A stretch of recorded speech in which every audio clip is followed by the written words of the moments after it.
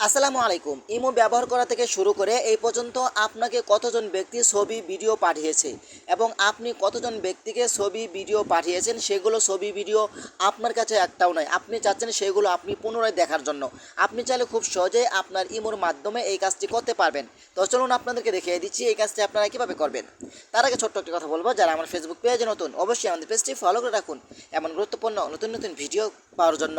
তো এই কাজটি করার জন্য ফার্স্ট অফ অল আপনি চলে আসবেন আপনার ফোনের ইমোতে চলে আসার পরে কিন্তু উপর থেকে আপনারা থ্রি ডট আইকন উপরে ক্লিক করবেন। তারপর এখান থেকে সেটিংস অপশন উপরে ক্লিক করবেন। তারপর এইখান থেকে আপনারা দেখতে পাবেন এখানে চ্যাট নামে একটা অপশন রয়েছে, চ্যাট অপশন উপরে ক্লিক করবেন।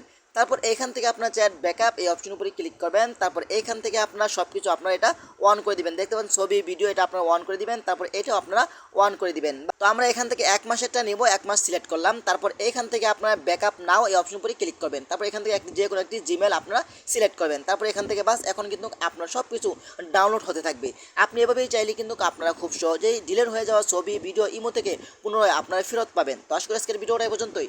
ভিডিওটা বেশি বেশি শেয়ার করে দেবেন আপনাদের বন্ধুদের মাঝে, তারাও যেন উপকৃত হয়। ধন্যবাদ সবাইকে। আসসালামু আলাইকুম।